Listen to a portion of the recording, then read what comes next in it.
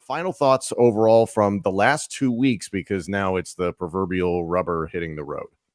I like where we're trending, right? At the end of the day, you come out the first week, understanding your offense, playing with some new weapons, win a game 38-15, and come out and obviously still not getting everybody involved into the offensive game plan, but distributing the ball well from Drew, establishing a run game early with both running backs, five yards a clip from Katron, and then from Nick Singleton, obviously 3 touchdowns in the first half, and blowing those guys out 63-7, whatever that looked like. So going into this week, you feel good about where they're trending as a team and a lot more in the tank for the rest of the long haul. Looking at this game on paper, you and Zach talked about it briefly in the recap episode regarding the Delaware win, is that this has been an odd season so far for Illinois, and that they opened up against Toledo at home and only won that game by 2 points, which is a head scratcher. And then they go on the road to Kansas, and the Jayhawks have ascended as of late. There's a lot of money that's been pumped into that program. They do seem to be trending in the right direction and could make some noise within the Big 12. Jalen Daniels, a quarterback, is a really special talent.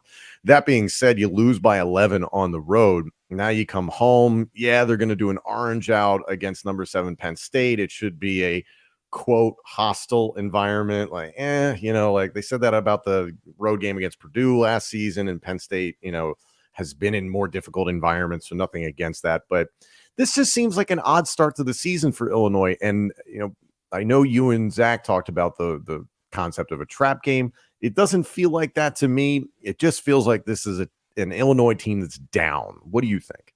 I would echo the same things that you're saying. It's more of a little putter of the start for their season and just understanding their personnel and talent. I mean, new coach coming in and getting his whole culture established. But for Penn State coming up there, I don't feel like it's a trap game. It's the opening game in the Big Ten, so you have to come out and make a statement, especially at a place like Champaign, because, I played up there one time, and we lost to those guys, right? They came out ready to play with Juice Williams and that crew back in the day. But not that it's a hostile environment compared to Penn State, but any team in the Big Ten, if you get catching them on time and the atmosphere is right, that home field advantage definitely matters. So it's imperative for Penn State to go to Champaign with like a mission to correct and fulfill all the different things that maybe they didn't do in the past couple of weeks and continue that trend up. Yeah, shout out to my buddy Big E, who's a part of the Fox crew covering this game this weekend, and he's exploring what Champaign has to offer. But I told him in advance, I was like, we're gonna mess him up a little bit, not to be too biased.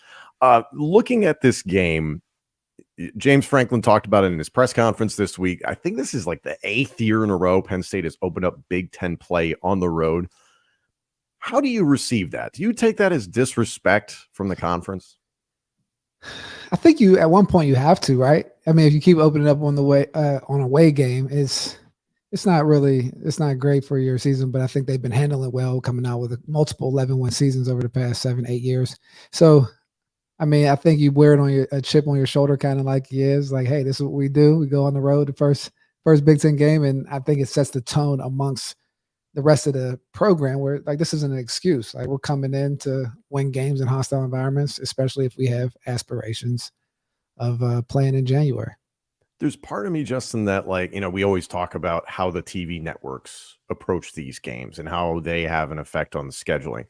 And to me, I remember talking about the Purdue game last year, was that Penn State on the road in Big Ten play means Penn State in jeopardy of potentially losing. So it possibly raises the interest level in that game. I think the way Illinois played last year and the season before that, obviously that horrific 9 overtime loss at Penn State, which I attended, and I wish I hadn't.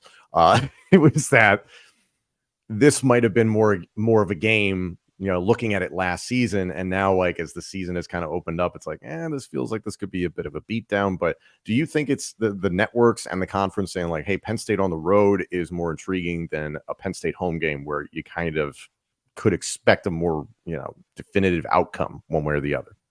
I think it's safe to say that. Penn State's a tier 1 type of fan group that travels, and to have that going on,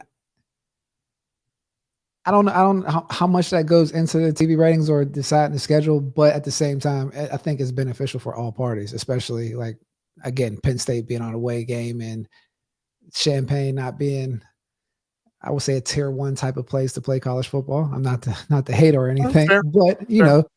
and to have a group like Penn State to come in there, I think it makes business sense.